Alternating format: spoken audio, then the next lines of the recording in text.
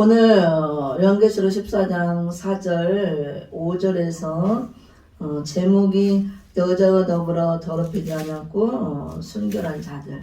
그래서 우리가 이렇게 이제 여자로 더불어 더럽히지 않고 정절을 지키고 순결한 자들 돼야 재림의 주를 영접할 수 있기 때문에 우리가 먼저 그런 사람이 돼야 됩니다. 그래서 이 제목을 정해봤습니다. 그러면 오늘 14장 4절에서 이 사람들이라 그랬죠. 이 사람들이 누군가를 알아야겠죠. 이 사람들은 하면서 이 사람들이 어떤 사람인가 그 내용이 나오는 게 4절 5절이에요.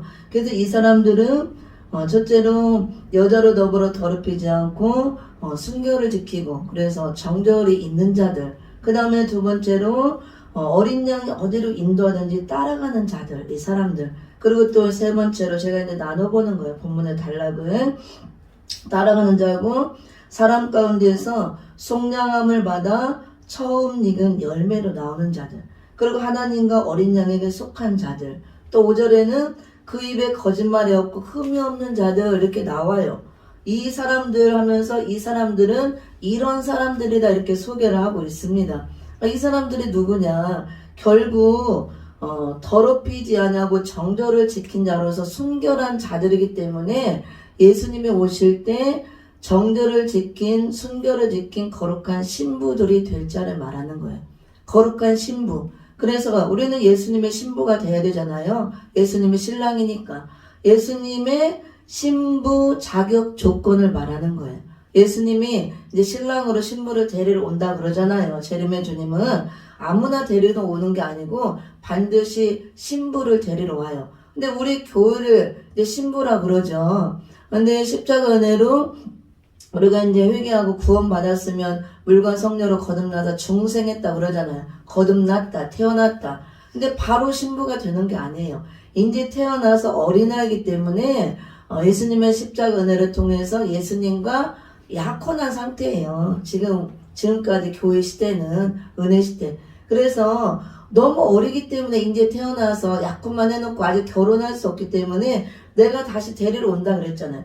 데리러 올 때는 이제 신부들을 데리러 온다 그 소리예요. 영접하러 온다. 그래서 장차 오시는 두 번째 오시는 재림의 주님은 신랑으로 이제 신부를 데리러 오는 겁니다. 그래서 교회가 십자가 은혜를 통해서 구원 받았으면 중생되었으면 장차 신랑으로 오시는 예수님 재림 주님과 결혼할 수 있는 이제 약혼한 상태라고 할 수가 있는 거야. 이렇게 언약을 하고 내가 앞으로 네가 장성해서 신부가 될 수 있는 나이가 될 때까지 영적으로 성장해서 그렇게 자라있고 준비를 하고 있으면 신부 단장하고 있으면 그때가 되면 준비되면 내가 신랑으로 너희들 신부들을 데리러 오겠다. 그게 재림의 약속이에요. 그 재림의 주님은 우리 교회를 위해서 오지만 우리 교회 우리 믿는 자들에게는 신랑으로 신부를 데리러 오는 거예요. 데리고 와서 영접해서 혼인을 하기 위해서. 그게 이제 완성이에요. 혼인해서 천연왕국 그 혼인잔치에 들어가고 거기서 주님과 영원히 살기 위해서 오는 겁니다. 그럼 우리가 이제 은혜 시대 때 교회를 이렇게 뭐 신부다 그러는데 완전하게 아직 결혼이 안 이루어진 거예요. 앞으로 결혼하겠다 약속을 한 상태, 약혼한 상태라고 볼 수가 있습니다. 그래서 이제 와서 결혼 날짜가 정해지면 와서 결혼을 해야 진짜 이제 부부가 되잖아요. 그래 재림은 이제 결혼하러 오겠다 그거예요. 데리러.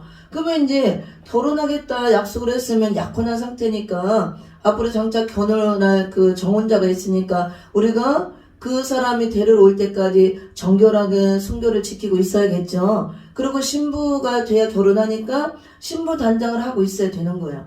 요즘 신부들 되려면 살도 빼고 막 마사지도 하고 이쁘게 하잖아. 신부 단장, 신부 수업하고. 그와 같이 우리는 영적으로 결혼이니까 이제 영적으로 신부 단장을 하고 있어야 된다고 합니다. 그래서 오늘 계시록 14장 4절 5절에서 이 사람들은 하고 이 사람들이 어떤 사람인가를 쭉 얘기해 주잖아요. 제가 쭉 불러줬죠. 이 사람들 여자로 더불어 더럽히지 않고 정결을 지키고 순결한 자들 그 다음에 어린 양이 어디로 인도하든지 따라가고 사람 가운데서 속량함을 받아 처음 익은 열매로 하나님과 어린 양에게만 속한 자들, 입에 거짓말이 없고 흠이 없는 자들, 이 사람들이 바로 장차 재림의 주님 올 때 거룩하고 순결한 신부 자격을 갖춰서 예수님과 결혼할 신부들이라 그거예요. 근데 우리가 다 지금 신랑을 기다리잖아요. 교회가 그냥 있다고 이렇게 뒤어지는 것이 아니고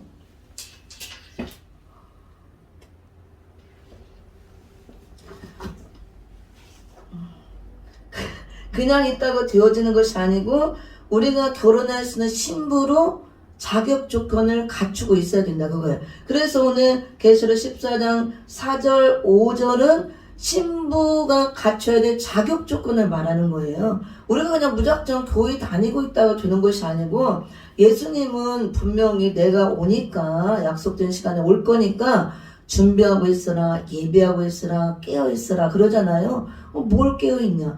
영적으로 잠을 자지 말고 흑암시대에 깨어있으라, 예배하고 있으라, 준비하고 있으라. 뭘 예배하고 준비해? 예수님 맞을 준비, 예배, 신부 단장, 기름 준비하고 세마포 옷 입고 이거 하고 있으라 그거예요. 그래서 계시록을 통해서 어떻게 하는 건지 방법을 다 알려주는 겁니다. 그래서 우리가 무작정 내가 교회 다니고 있으니까 때가 되면 언젠가는 오겠지, 언젠가는 와서 나도 데려가겠지. 절대 그게 아니에요.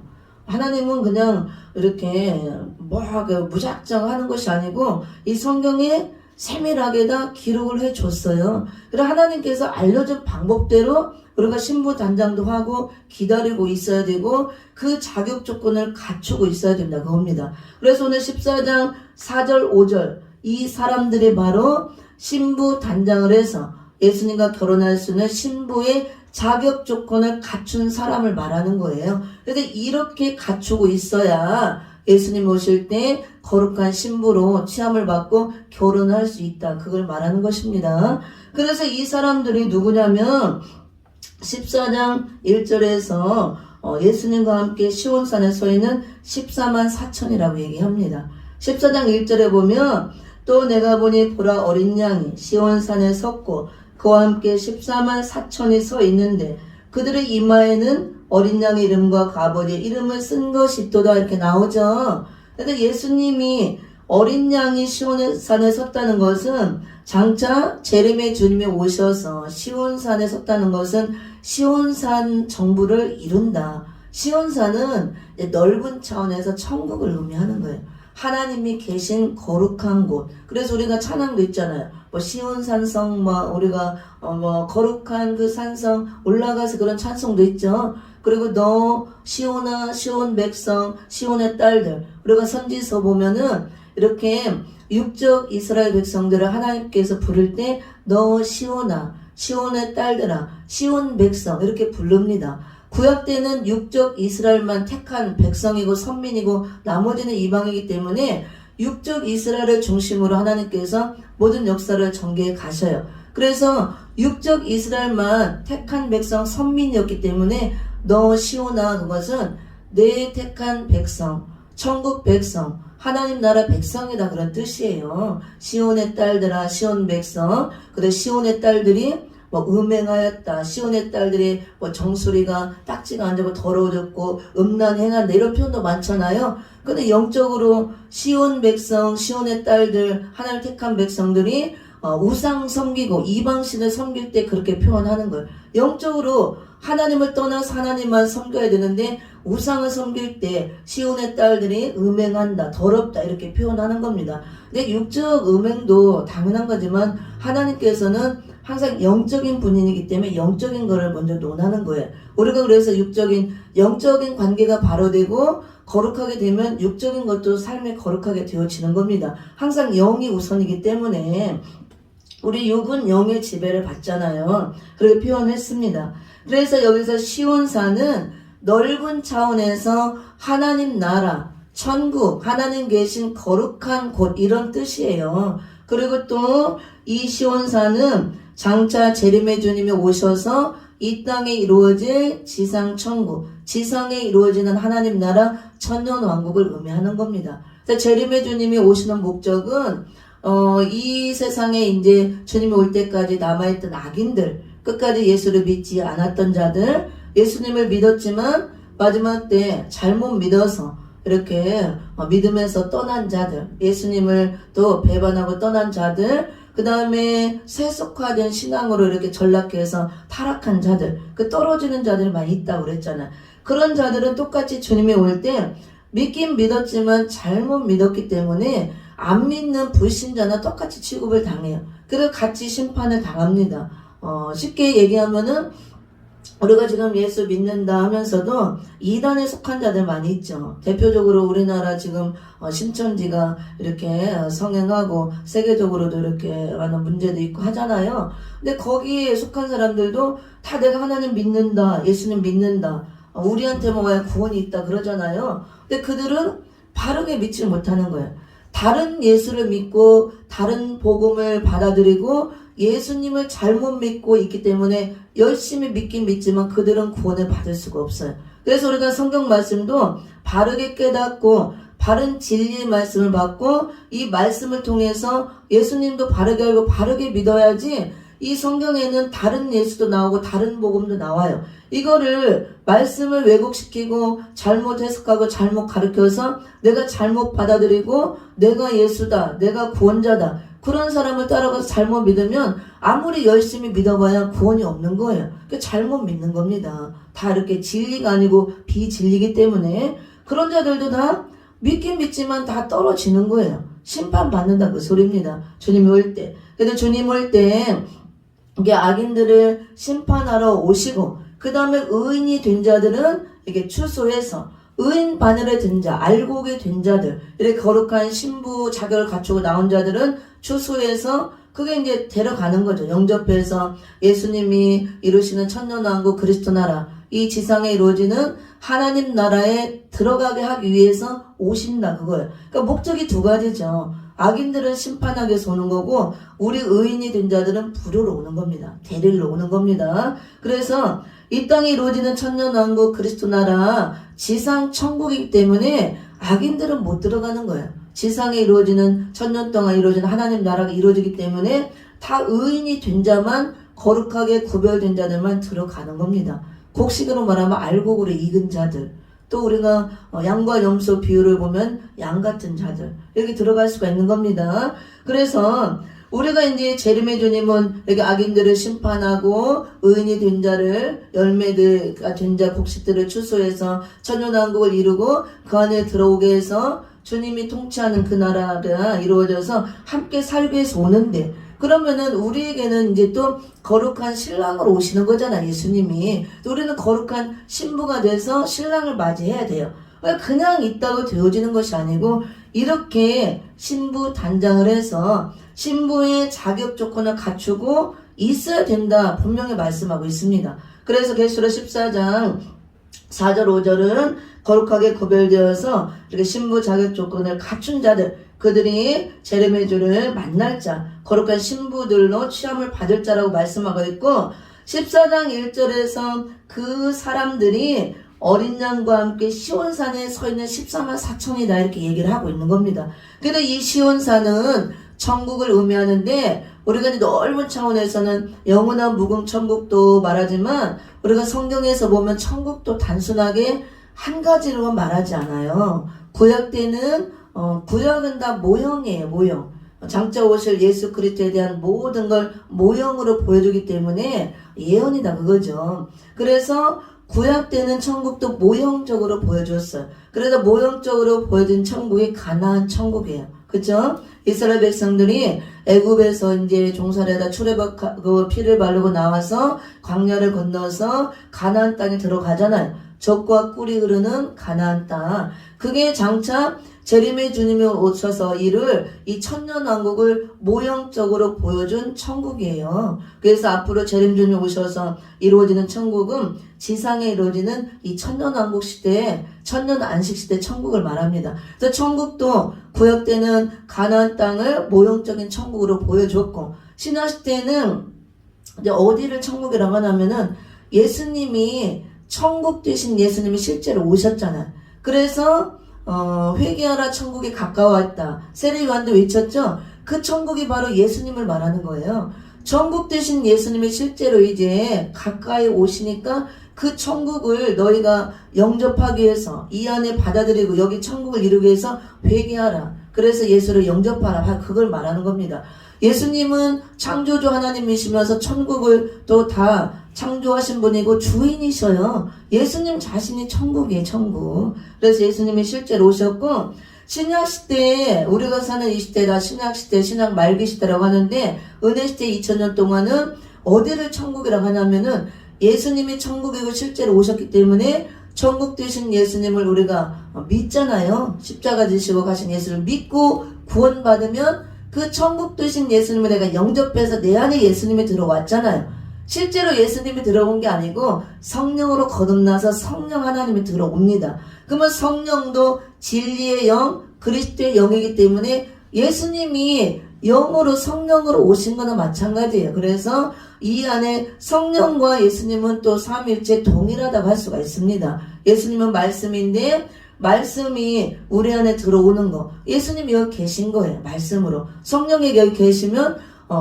성령님은 말씀을 통해 역사하기 때문에 예수님이 여기 계신 거나 똑같아. 그 소리예요. 실제로는 하나님 우편에 계시지만 그래서 우리 시대 은혜 시대에는 심령 안에 천국을 이루어야 돼요. 그래서 예수님이 천국이 여기 있다 저기 있다 하는 것이 아니고 너희 안에 있다 그랬잖아요.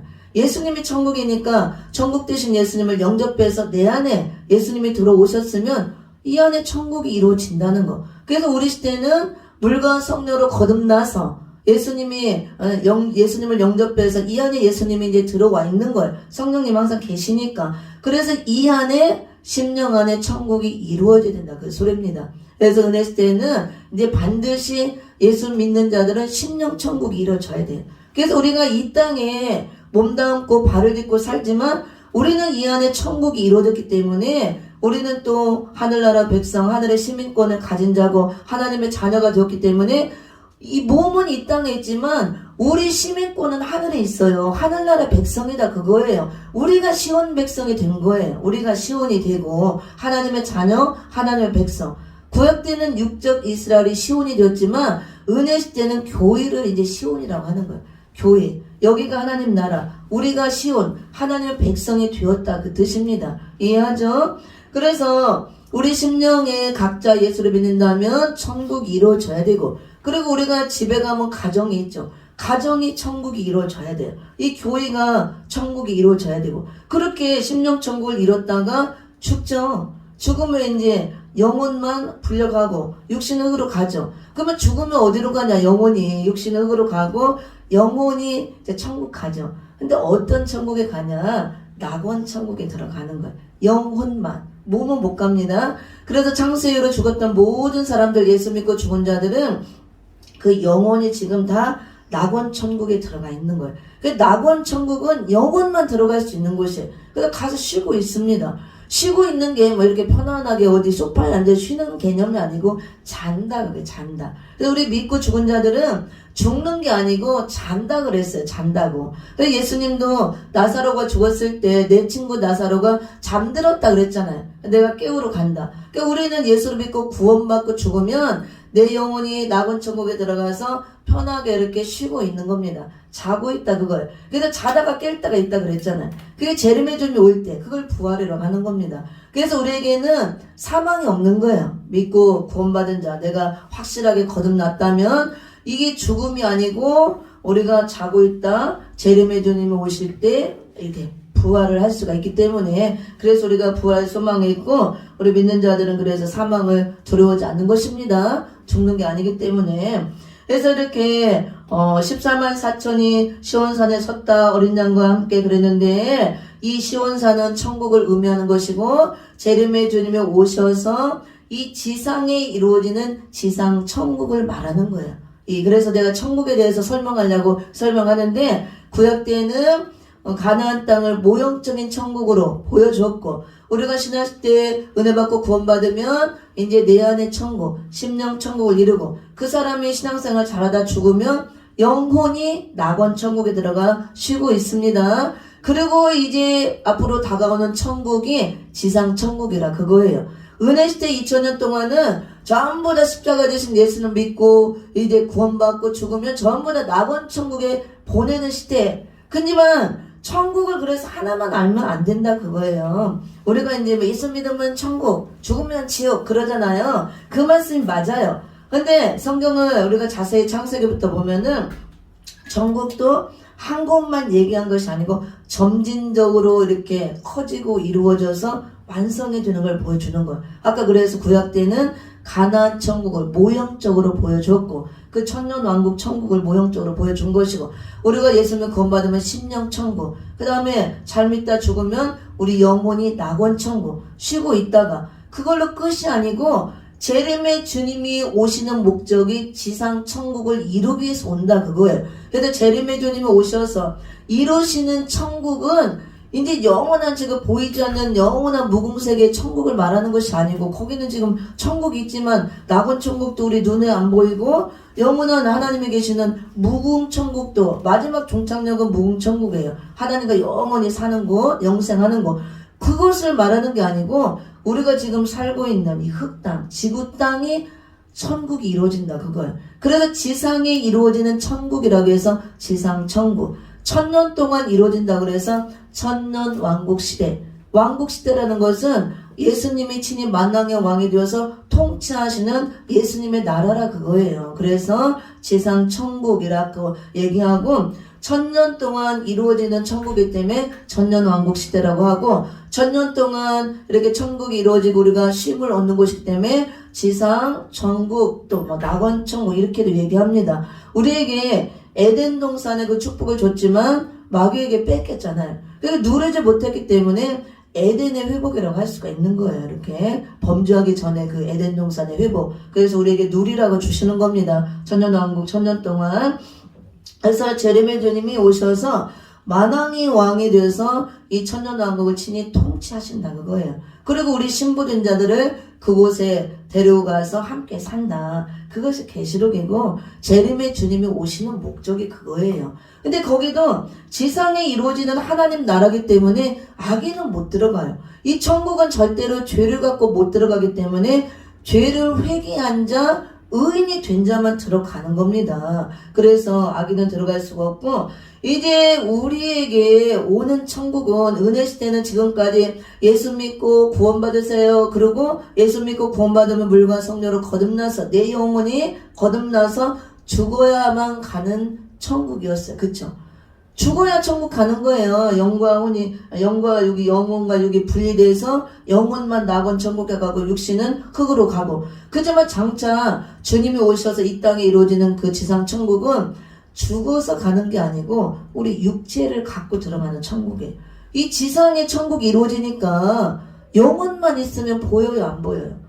안 보이죠. 지상에 지금 땅도 있고 하늘도 있고 다 이렇게 천년왕국 하나님 나라가 이루어져서 우리가 여기서 살아야 되는데 몸이 있어야 되는 거예요. 근데 이 몸으로 그대로 들어가는 것이 아니고 우리 몸이 부활하는 자들은 부활의 몸으로 예수님 올 때까지 살아있는 자 있다고 그랬죠? 그들은 변화된다 그랬잖아요. 살아서 변화될 자가 있다 그랬잖아요. 변화의 몸. 그러니까 영혼도 우리가 거듭났지만 육신도 지금은 죄를 짓는 몸, 사망 아래 있어도 죽는 몸이지만 다시 죽지 않고 썩지 않고 죄를 짓지 않는 변화의 몸, 그 다음에 부활의 몸의 대해서 들어간다 그 소리예요. 그래서 마지막 때 재림의 주님 올 때가 임박했으므로 우리가 이런 시대적인 말씀을 통해서 재림주를 영접할 준비할 때 거룩한 신부 단장해야 되고 이 말씀을 통해서 우리가 이렇게 변화 성도로 나올 수 있도록 이런 말씀이 우리 이렇게 만들어준다 그거예요. 계시록은. 그래서 은혜 시대 단순하게 예수 믿고 이제 낙원 천국 가는 그게 아니고 그 은혜 시대 2000년 기간은 끝나가면서 재림해 줄 때가 임박하기 때문에 올 때가 이런 걸 준비해야 되고 오늘 계시록 14장 1절에서 보라 어린 양이 시온산에 섰고 이거는 재림의 주님이 오셔서 이 땅을 시온산 정부 천년왕국 그리스도 나라 지상 천국으로 이룰 것을 말하는 겁니다. 그때 예수님이 혼자 서 있는 것이 아니고 함께 서 있는 자들이 있죠. 그와 함께 14만 4천이 서 있는데 14만 4천도 함께 서 있다 그랬죠. 그러면 이 14만 4천이 누구냐? 오늘 아까 4절 5절과 같이 거룩하게 구별되어서 신부 자격 조건을 갖추고 나와서 재림의 주를 신랑을 영접하고 이렇게 신부가 된 자들, 이들을 말하는 거예요. 14만 4천이. 그래서 이 14만 4천 그들의 이마에는 어린 양의 이름과 아버지 이름을 쓴 것이 있다 그랬어요. 어린 양의 이름과 아버지의 이름이 써 있다는 것은 소유권을 표시하는 거예요. 도장을 딱 찍어서 소유권 표시. 어린 양의 이름, 아버지의 이름. 그래서 너는 어린 양 예수 그리스도의 소유다. 하나님 아버지의 소유다. 그 뜻이에요. 우리 이마에 두 이름을 써준다는 거예요. 그러니까 이마에 이름 쓰는데 실제로 쓰는 게 아니라 영으로 말씀으로 써진다는 겁니다. 그래서 이름 써지는 게 다르게 표현하면 인을 맞는 걸 말해요. 어린 양의 이름은 성령의 인침을 받는 거. 그 다음에 아버지 이름은 하나님 인을 받는 거. 두 인이 도장이잖아요. 도장을 빵빵 두 개 찍는다는 거예요. 넌 내 거다 내 거. 소유권 표시. 그래서 표시를 했기 때문에 예수님이 오실 때 거룩한 신부가 되어서 이렇게 들림받고 신랑 예수님의 영접받고 천년왕국에 들어간다 그 소리입니다. 이거는 이제 공부를 많이 해야 돼요. 그래서 제가 다 설명할 수 없고 간단하게 설명하고, 근데 중요한 것은 우리가 이제 재림의전이 올 때가 임박한 더 이제 점점 가까워지는 거죠. 2000년 전부터 막 온다 했지만, 그래서 어떤 사람들은 그래요. 2000년 전부터 온다 했는데 아직까지 안 오지 않았느냐. 그렇기 때문에 재림에 대해서 한번 생각을 해봐야 된다. 요즘 많이 주장을 해요. 이단들도 그렇지만 이 개신교 안에 있는 많은 목사님들이 이렇게 잘못된 미혹에 빠져서 성경을 잘못 해석하고 예수님이 재림한다 승천하시면서 올라가면서 내가 올라간 모습 그대로 온다 그랬죠. 본 모습. 그때부터 온다고 하고 지금 2000년이 다 끝나갔는데 아직도 안 오지 않느냐. 그러면 재림에 대해서 우리가 생각해봐야 된다. 실제로 저는 들었어 이거를 목사님 통해서. 재림은 그렇게 안 온다 그거예요. 실제로 예수님이 안 온다 그거예요. 재림 안 하고 그냥 우리가 물과 성령으로 거듭나서 성령이 내 안에 들어왔잖아요. 그게 재림이라 그거예요. 예수님이 영으로 왔다 그거예요. 성령으로 보혜사 성령으로 영으로 왔기 때문에 이미 재림을 했는데 왜 또 재림하냐. 재림 없다 그렇게 하더라고. 그래서 그 성령 받지 못하고 성령으로 거듭나지 못한 사람들은 성령으로 예수님이 안 왔기 때문에 그 사람들은 재림을 기다린다고. 그건 지극히 잘못된 거예요. 엄연히 따지면 그거는 물과 성령으로 거듭나서 성령이 오신 거예요. 우리 안에 삼위일체 하나님, 분명히 성부 하나님이 계시고 성자 예수님이 계시고 성령 하나님이 계시는 거예요. 세 분 하나님이. 그렇지만 하나님은 유일신 하나님 한 분이라고 그랬죠. 삼위일체노를 잘 알아야 돼요. 숫자적으로 한 분이라고 해서 하나둘 그런 개념이 아니고 삼위일체라는 것은 위라는 것은 자리라는 뜻이에요. 하나님 아버지의 자리, 예수님의 자리, 성령 하나님의 자리가 각각 있다 그거예요. 각각 존재하시지만 성부 하나님 아버지의 자리와 아들의 자리와 성령의 자리 세 분 하나님이 각각 위치가 있고 하시는 역할도 있지만 일체라는 의미는 몸이 하나라는 뜻이 아니에요. 그래서 유일신 하나님 한 분인데 어떻게 세 분 하나님이냐. 하나님 한 분이다 하면서 그건 잘못된 거예요. 그래서 하나님 한 분이라고 하는 사람은 하나님이 예수님 됐다 성령도 됐다 절대 그게 아니에요. 아버지 됐다 아들 됐다 성령 됐다 그런 거예요. 아버지가 분명 계시고 아들이 있고 성령이 있어요. 일체라는 의미는 몸이 하나라는 뜻이 아니고 마음과 뜻이 일체다 그런 뜻이에요. 거룩함도 동일하고 순결함도 동일하고 진실함도 동일하고 능력도 동일하고 권세도 동일하다 이런 의미로 일체라는 의미예요. 제가 더 쉽게 설명해줬죠. 설명해줄게요. 두 분이 지금 부부죠. 부부는 결혼해서 하나가 된다 그러잖아요. 이렇게 반쪽반쪽 만나서 남녀가 결혼하면 한 몸을 이룬다 그러잖아요. 그럼 부부는 한 몸이라 그러잖아요. 몸 하나예요 지금? 둘이잖아요. 근데 한 몸이라 그러잖아요. 그런 개념으로 이해를 하면 돼요. 부부는 일심동체라 그러잖아요. 일심동체. 그럼 마음이 하나고 몸이 하나고 그럼 하나예요 지금? 하나면 하나 붙어 있어야지. 분명히 따로따로 있잖아요. 다니엘 전사님 따로 몸이 있고 마음 따로 있고 따로 있죠. 근데 부부는 일심동체라 그러잖아요. 마음도 하나라. 이런 개념으로 이해를 해야 돼요. 남편 다니엘 전사에 반드시 있고 몸도 있고 마음도 있고 생각도 있어. 우리 장례우선은 따로 있죠. 일심동체라는 거 뭐야? 서로 사랑으로 연합이 돼서 한 마음을 한 뜻을 이룬다. 내가 생각하는 것이 동일하고 맘먹는 것이 동일하고 어떤 그래서 하고 나는 것이 동일하다. 그런 뜻에서 일심동체 하잖아요. 그 둘인데 그래서 그렇게 이해를 해야 되지 숫자적으로 하나 둘 이렇게 이해하니까 이해가 안 되는 거예요. 삼위일체가. 아버지 따로 있고 아들이 있고 성령이 있지만 삼위일체라는 개념은 일체라고 해서 몸이 하나니까 하나님 한 분이라는 의미가 아니고 이렇게 마음과 뜻이 일체, 동일하다, 하나다. 우리를 구원하시고자 하는 구원 사역에 하나님 나라를 이루는 그 사역문에서 똑같다 그 소리예요. 이해가 돼요? 그래서 하나님이 기뻐하시면 아들 예수님도 기뻐하고 성령님도 기뻐하고 하나님이 근심하면 성자 예수님도 근심하고 성령도 근심하고 이런 의미로 보면 돼요. 그래서 우리가 하나님 아버지 부르면 예수님도 들으시고 성령님 들으셔요. 동일하기 때문에 예수님 하면 아버지도 부르는 게 같은 의미예요. 그렇게 이해를 하셔야 됩니다. 일심동체. 그렇지만 그 하나님이 유일하신 하나님이 유일신 한 분이라는 의미는 거룩한 유일하신 신, 참신은 한 분이다 그 뜻이에요. 신이 많잖아요. 귀신도 다 신이에요. 신이 성경에는 많다고 나와요. 많은 다른 주들이 있고 신들이 많아요. 다 영적인 존재의 신들의 신들, 귀신들 다 신 많이 있지만 우리가 섬겨야 될 대상, 진실하고 거룩하고 참되시고 창조주 하나님 인간이 섬기고 영광 돌려야 될 참신은 유일하신 하나님 한 분이다 그 뜻이에요. 숫자적으로 하나 둘 그렇게 이해하면 이게 안 되는 거예요. 이해하셨죠? 그래서 여기 이제 분명히 나와 있고 이 아버지의 이름과 어린 양의 이름 두 이름이 써져야 돼. 그러면은 하나님이 아들 됐다 성령 됐다 그러면 왜 굳이 어린 양의 이름 아버지 이름 두 이름이 나와요? 같은데 그냥 이름 하나만 해도 되는데 어린 양 예수님이 다르고 아버지가 다른 거예요 분명히. 그래서 14만 4천이 거룩하게 구별된 신부가들이 될 자들인데 이름이 두 개가 써져야 돼요. 어린 양의 이름 아버지 이름. 이름 써지는 것을 다른 곳에는 인을 친다고 합니다. 어린 양 예수님을 통해서는 성령의 인을 쳐요. 우리가 성령으로 거듭나는 거 그게 성령의 인을 우리 마음에 치는 겁니다. 물과 성령으로 거듭나서 보증의 인 너는 이제 구원받았어. 하나님의 자녀가 되었고 하늘나라 백성이야 표시하는 거. 구원받은 표시로 우리 마음에 성령의 인을 보증의 인으로 친다 그랬습니다. 우리가 성령의 인침을 은혜 시대는 다 성령의 인침만 쳐요. 하나만 치죠. 근데 재림주를 영접하기 위해서 마지막 때에 인을 하나 더 친다 그걸. 하나님의 인.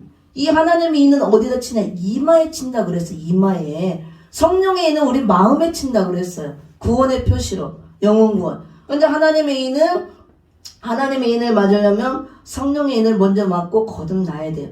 그 사람들 중에서 다시 한번 이마에 하나님의 인을 치는 게 하나님의 이름이 써지는 거예요.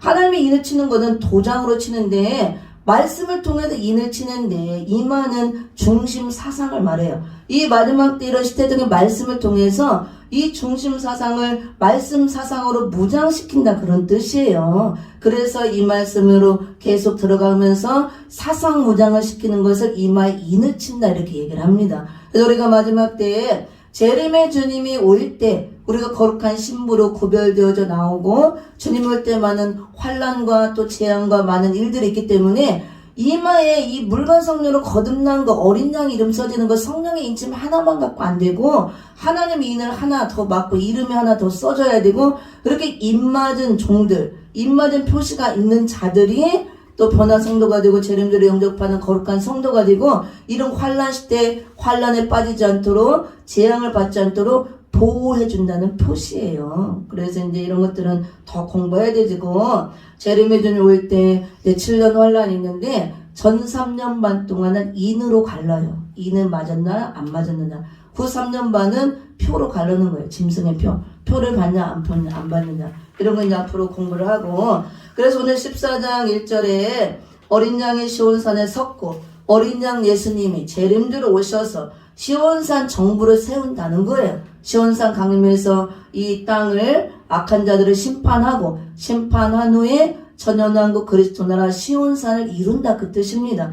시온산이 천년왕국을 의미하는 거예요. 하나님 나라. 그때 혼자 그 시온산에 입성하는 것이 아니고 14만 4천과 함께 섰다는 것은 거룩하게 구별되어져서 거룩한 신부로 나온 자들, 신랑 예수를 영접한 자들, 어린 양의 이름과 아버지 이름 두 이름이 써진 자들 함께 시온산에 서게 하겠다. 그 시온산 천년왕국에 들어가게 하겠다. 그 뜻입니다. 그래서 오늘 이제 그럼 우리가 반드시 주님이 올 때 14만 4천 바늘을 들고 어린 양의 이름과 아버지의 두 이름을 우리가 받아서 이렇게 재림주를 영접하고 천년왕국 그 시온산에 들어가야 되는데 그렇게 되려면 4절 5절 같이 돼야 된다 그 소리예요. 그래서 이제 시간이 많이 지났으니까 5분만 간단하게 하고 다음 시간에 자세히 설명합니다.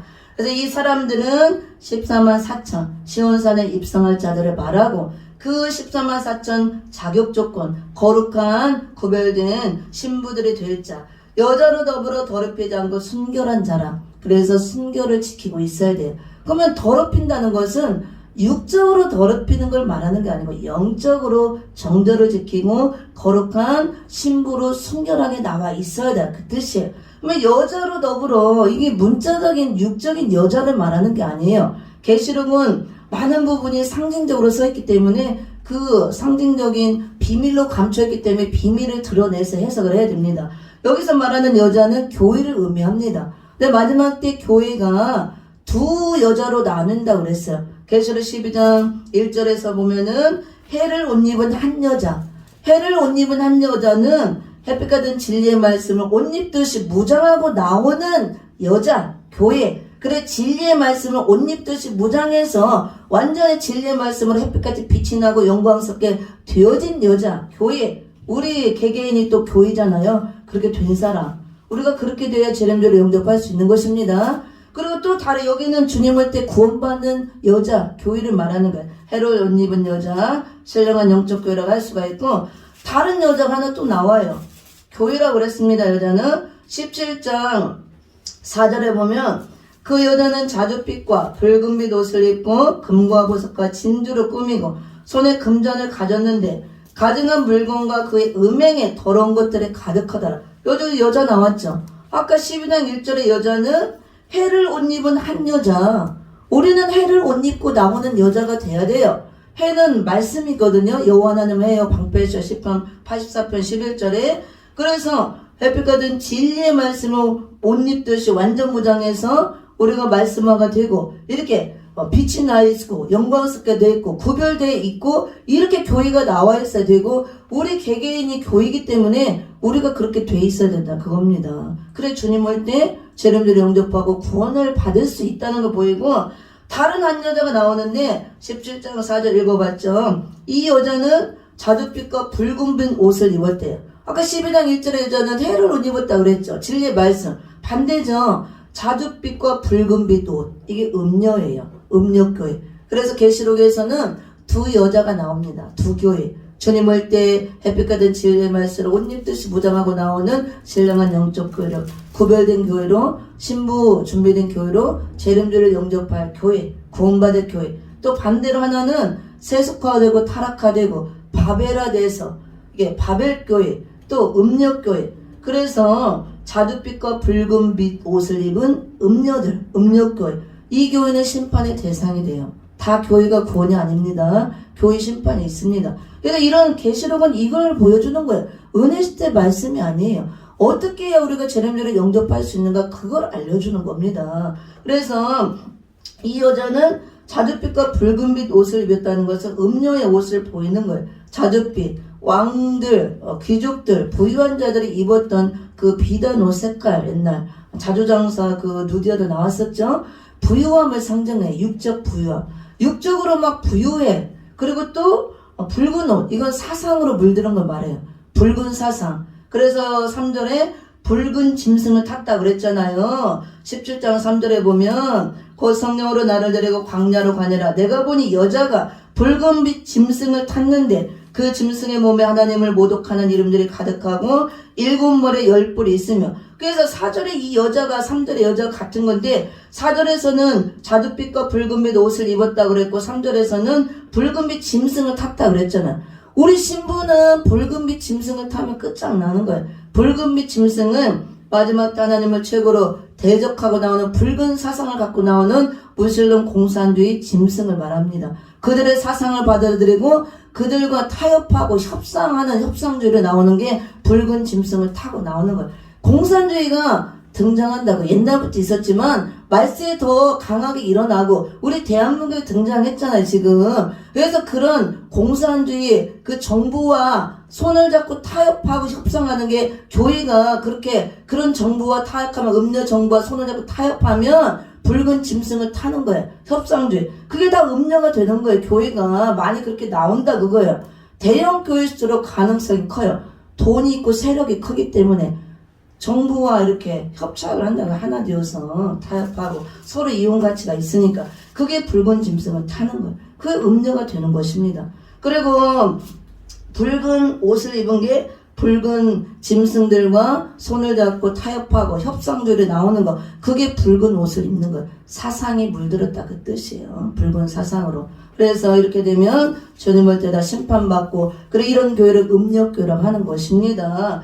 우리는 흰 옷을 입어야 돼. 반드시 신부는 자줏빛 붉은빛 옷을 입으면 큰일 나요. 흰 옷을 입어야 되고 우리는 백마를 타야 돼요.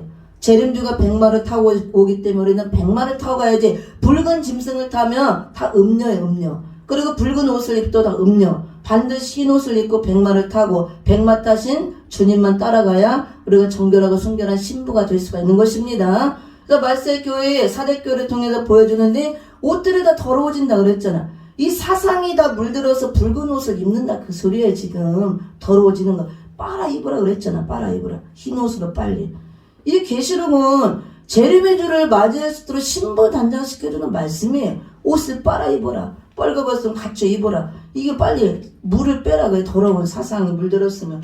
그래서 여기 14장 4절에서 이 사람들은 여자와 더불어 더럽히지 아니했다 그랬죠. 이 여자가 아까 계시록 17장 3절 4절에 나오는 이 음녀를 말하는 거예요. 음녀교회. 그래서 우리가 거룩한 신부가 되려면 이 14장 4절 5절 신부 자격을 보이는데 첫째가 여자로 더불어 더럽히지 않았다는 것은 음력교회와 더불어 타협하지 않았다 이걸 말하는 거예요. 음력교회는 다 비진리를 내는 거예요. 음행의 이 더러운 포도주, 음행의 진노의 포도주를 낸다 그랬어요.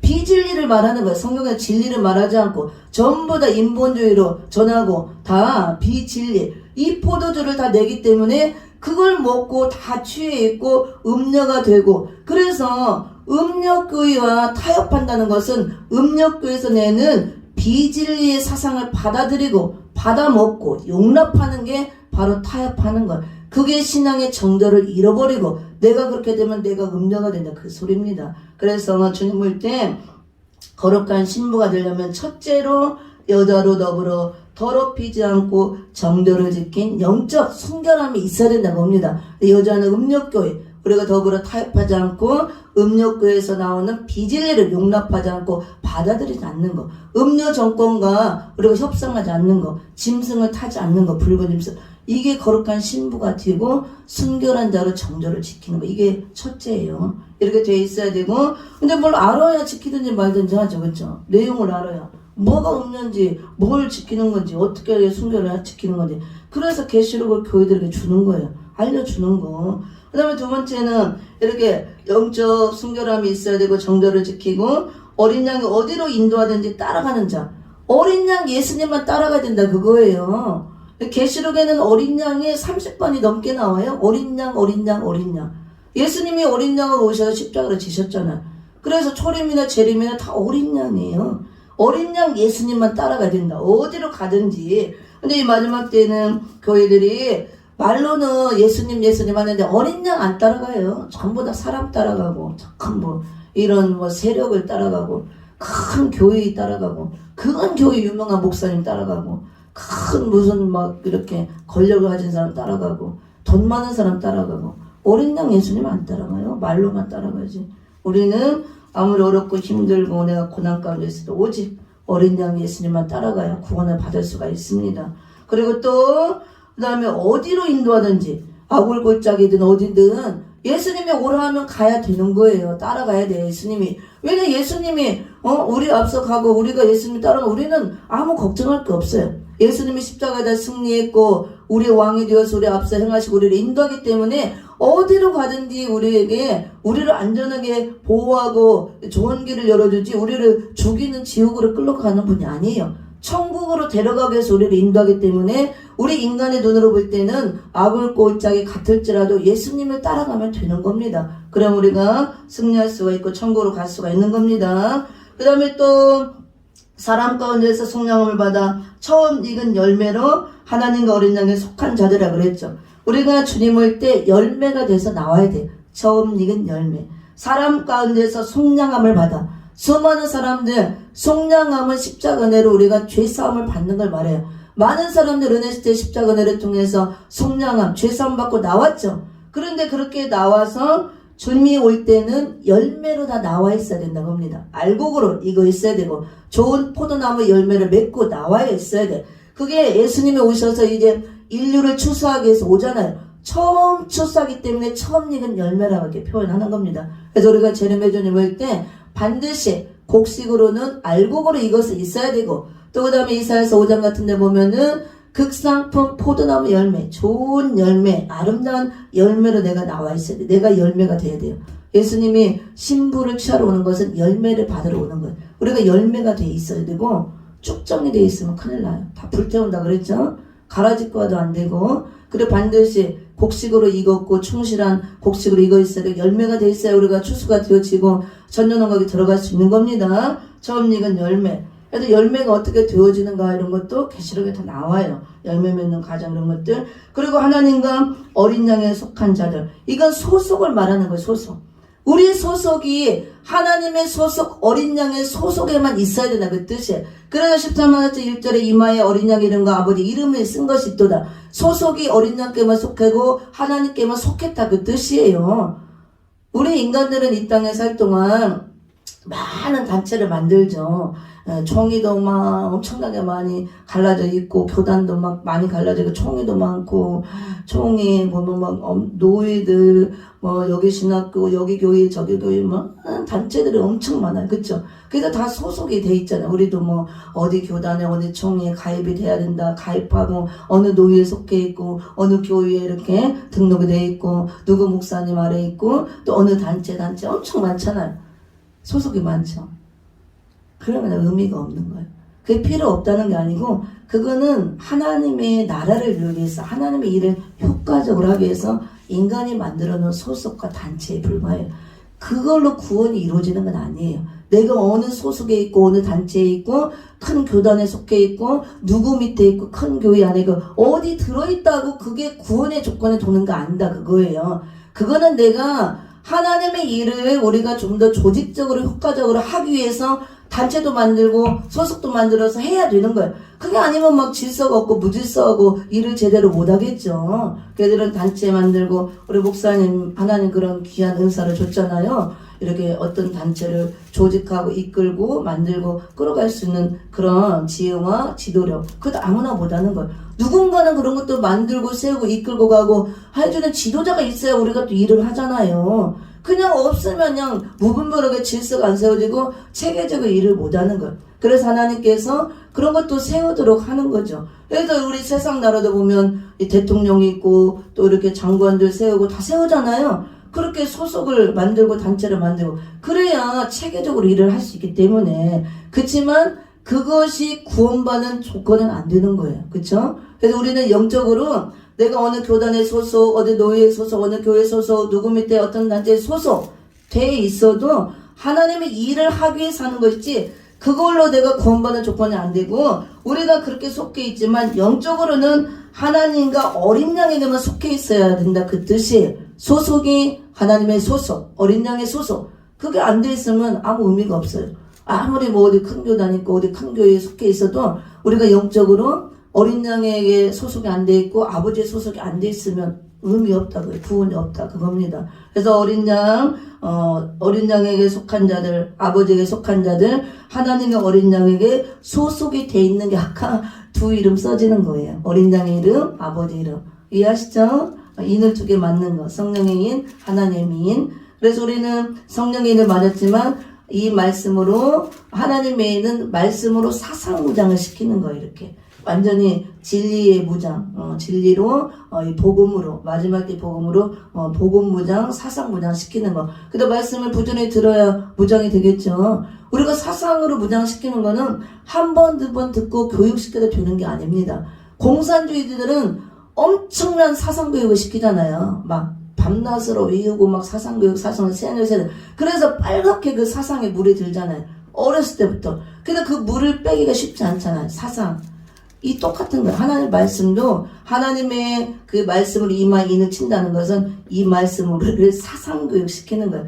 절대적인 복음의 사상, 진리의 사상, 이걸 무장시키는 거예요. 그게 인을 맞는 거예요. 마지막 때는 이렇게 돼야 우리가 사명할 수가 있고 승리할 수가 있고 많은 환란이 있기 때문에 넘어지지 않고 이길 수가 있기 때문에. 그래서 두 이름이 반드시 써져야 되고, 두 이름이 써지는 게 하나님과 어린 양에게 속한 자들이 되는 겁니다. 그리고 마지막으로는 이 신부가 될 자격 조건 중 하나, 입에 거짓말이 없어야 돼요. 그리고 흠이 없어야 됩니다. 입에 거짓말이 없다는 것은 일반적인 이런 막 육적으로 하는 거짓말보다 우리 모든 사람들 막 세상 사람 거짓말 밥 먹듯이 하죠. 사기꾼들 많이 하고. 그런 걸 말하는 게 아니에요. 물론 그것도 하면 안 돼요. 우리 믿는 자들은 정직해야 되고, 우리가 100% 거짓말 안 할 수 없어요. 이게 하얀 거짓말이라고 해서 선의의 거짓말 있잖아요. 상대방에 해를 주지 않고 어쩔 수 없이 하는 그런 거는 이제 우리가 용납을 하지만, 일부러 막 다른 사람을 해롭게 하고 죽이려고 사기치려고 하는 거짓말 하면 안 되죠. 근데 여기서 말하는 거짓말은 그것도 당연히 하면 안 되지만 영적인 거짓말. 영적인 거짓말은 입에서 진리가 아닌 것, 비진리를 내는 게 거짓말이에요.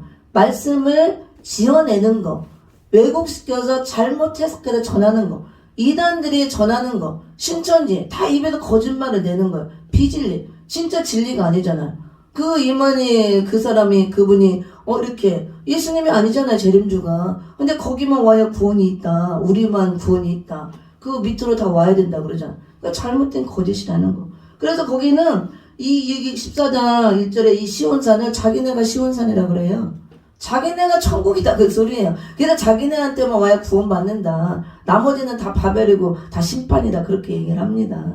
그건 잘못된 거고, 입에 거짓말이 없는 거는 진리를, 주의 종들은 입술이 깨끗해서 진리의 말씀만 전해야 된다. 그래서 생명을 살리고 흠이 없어야 돼요.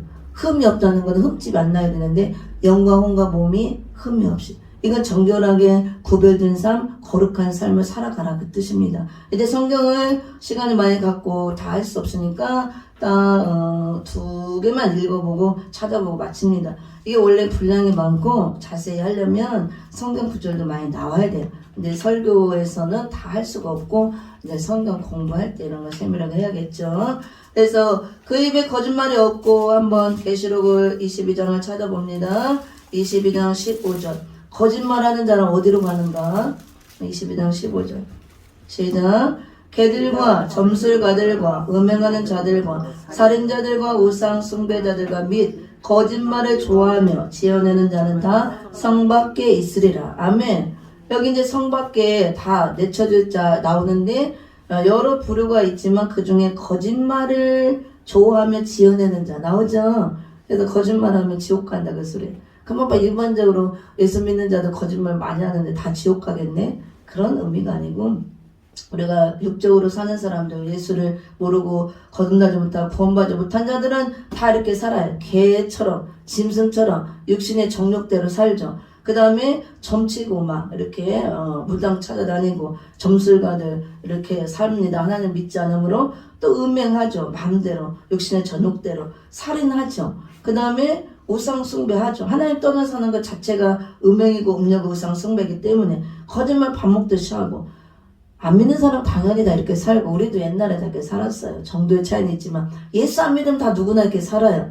근데 이건 육적으로 말하는 거고, 여기서 이들 우리 영적으로 볼 때는 교회 안에 이런 자들이 있다고요. 특히 주의 종들, 개들. 그래서 짖지 못하는 벙어리 개들, 탐욕이 가득한 개들 다 나와요. 이게 욕심이 가득한 개들, 자기 이만 챙기는 개들. 이사야 56장 9절 12절. 다 몰각한 목자들, 주의 종들을 개들이라고 하는 거예요. 개들.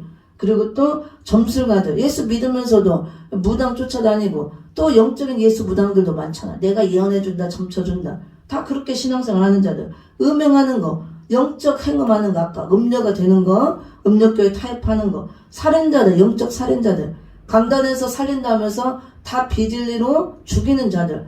이사야에서 보면 다 나와요. 1장 21절 22절에 보면 이 말세교회가 부패하고 타락해서 이제 진실이 없고 전부 다 타락해서 자 저기 음녀와 살인자들만 가득하다고 나와요. 영적 음녀들, 영적 살인자들 다 죽이는 거예요. 비진리, 쑥물을 내서 살린다면서 지도자들이 더 많은 범죄를 하겠죠. 거짓말, 진리를 내지 못하고 비진리를 전하는 거, 이거 다 지어내는 거. 말씀을 막 자기 생각대로 해석하고 이런 자를 말해요. 다 지옥 간다고 겁니다. 성 밖에 있는 게 다 지옥 가는 거예요. 그러면 여기는 성 밖에 있다고 그랬지만 한 번 더 찾아볼게요. 성경을 내가 찾아서 보여줘야 확인이 되니까 여기 성 밖에 있는 것이 왜 지옥인가. 21장 8절을 보세요. 여기는 분명하게 나와요. 유황 불못에 들어갈 자들, 지옥 갈 자들. 21장 8절 시작. 그러나 두려워하는 자들과 믿지 않는 자들과 흉악한 자들과 살인자들과 음행하는 자들과 점술가들과 우상 숭배자들과 거짓말하는 모든 자들은 불과 유황으로 타는 못에 던져지리니 이것이 둘째 사망이라. 아멘. 불과 유황이 유황 불못, 지옥 불못을 말합니다. 아까 22장 15절에 나왔던 그 부류의 사람들과 여기 같잖아요. 똑같잖아요. 한두 개 빠진 것도 있지만 똑같이 여기도 두려워하는 자들, 믿지 않는 자들, 아까 여기는 없었지만 흉악한 자들, 살인자들, 음행하는 자들, 점술가들 다 나왔죠. 우상 숭배자들, 거짓말하는 자들. 아까는 거기는 성 밖에 있을 것이다. 성 밖에 있는 게 지옥 불못에 들어가는 거예요. 여기는 우리는 성 안으로 들어가는 자들이 돼야지. 여기는 다 이런 자들이 불과 유황으로 타는 못에 던져진다. 유황 불못이 지옥이에요. 계시록에서는 다 유황 불못, 타는 불못 다 이렇게 나옵니다. 여기 지옥 갈 자를 말하는데 지옥 갈 자들을 나열해 놓은 거예요. 이런 사람들이 지옥 가는데 그 중에 거짓말하는 자들. 그래서 안 믿는 자들은 거짓말을 밥 먹듯이 살지만 우리 믿는 자들은 영적으로 거짓말하는 걸 말해요. 비진리를 내는 거. 그게 영적 살인을 하는 거. 다 지옥 불못에 가요. 그건 누가 거짓말을 많이 하겠어요? 성도들보다 주의 종들이 더 많이 하죠. 왜냐하면 말씀 설교를 많이 하고 강의를 많이 하기 때문에. 그래서 마지막 때 많은 미혹의 영들이 일어나는 역사할 때 이 미혹의 영들에 미혹받아서 잘못된 이런 이 복음을 받아들이고 신천이나 이단들의 그런 복음과 같이 이 잘못된 걸 아까 심판도 없다, 재림도 없다, 부활도 없다 이런 게 다 미혹받아서 잘못된 복음을 전하는 걸 다 그런 걸 전해봤자 거짓말하는 자로 지옥 불문에 들어간다고 합니다. 그러니까 이런 걸 잘 알아야 되고 그 다음에 하나만 이제 우리가 거짓말이 없어야 되고 거룩한 신부가 되려면 우리 흠이 없어야 된다 그랬죠. 그럼 뭐가 흠이 없어야 되느냐? 살전 5장을 봅니다. 데살로니가전서 5장 찾아보고 이제 마칠 겁니다. 데살로니가전서 5장 23절. 그래서 성경을 찾아보는 거예요. 성경으로 증거를 대줘야 되기 때문에. 아니 내 얘기를 하면 안 되잖아요. 데살로니가전서 5장 23절. 23절 시작. 평강의 하나님이 친히 너희를 온전히 거룩하게 하시고 또 너희의 온 영과 혼과 몸이 우리 주 예수 그리스도께서 강림하실 때 흠없게 보존되기를 원하노라. 아멘. 우리 주 예수 그리스도께서 강림하시는 게 재림이죠. 내려오는 거 공중 강림 재림. 재림하실 때 흠없게 보존되기를 원한다 그랬잖아요. 그래서 우리가 재림할 때 아까 흠없는 자들이라고 그랬죠. 이 재림주를 영접할 때 신부 자격이 된 자들, 거짓말이 없고 흠이 없는 자들. 그래서 흠없게 우리가 보존이 돼야 돼요. 근데 어떻게 흠이 없이 어디가 흠이 없어야 되냐? 여기 정확하게 나와요. 어려운 것도 없습니다. 평강 하나님이 친히 너희를 온전히 거룩하게 하시고 또 너희의 온 영과 혼과 몸이라 그랬잖아요. 우리가 흠없이 보존돼야 거룩한 신부가 돼서 재림주를 영접하는데 우리 영도 흠없이 깨끗하게 보존이 돼야 되고 혼도 흠없이 육체도 흠없이 보존돼야 된다 그 소리예요. 거룩한 신부가 될 자들은. 그래도 우리 영이 흠이 없으려면 영이 먹는 양식은 하나님 말씀이기 때문에 진리의 말씀을 먹고 우리가 영적으로 바르게 서 있고 깨끗하게 돼 있고 말씀과 기도로 거룩해진다기 때문에 말씀, 진리의 말씀 먹고 기도함으로 항상 우리가 영적으로 깨끗해지고 거룩해져야 되고, 혼적인 부분은 우리 마음 부분, 지정의가 형성되는 부분, 내 자아 부분이에요. 혼은 우리 혼이 먹는 양식은 지식을 먹고 자라는 거예요. 그래서 우리가 혼이 깨끗해지려면 혼의 양식인 지식을 잘 먹어야 돼요. 아무거나 먹으면 안 돼요. 이 깨끗하게 하려면 더러운 걸 안 먹어야 깨끗해지는 거죠. 영이 깨끗해지려면 영이 먹는 양식은 말씀이기 때문에 깨끗한 말씀을 먹어야 돼요. 거룩한 말씀, 진리의 말씀. 이렇게 비진리, 이단 사설, 잘못된 거를 먹으면 영이 더러워지는 거예요. 영이 병들고 죽는 겁니다. 그 다음에 혼의 양식은 지식이기 때문에 책도 아무거나 보면 안 된다 그거예요. 책도 얼마나 잘못된 책, 더러운 책, 얼마나 잘못된 사상들, 공산주의 사상으로 가득한 책을 읽으면 그 혼의 양식을 내가 받아먹으면 공산주의 사상에 물들어 내가 공산주의가 되는 거예요. 다 그렇잖아요. 그래서 책도 아무거나 읽으면 안 돼요. 깨끗한 거, 내 진짜 혼의 양식이 늘 좋은 것을 내가 가려야 읽어야 돼. 좋은 양식이 되는 거.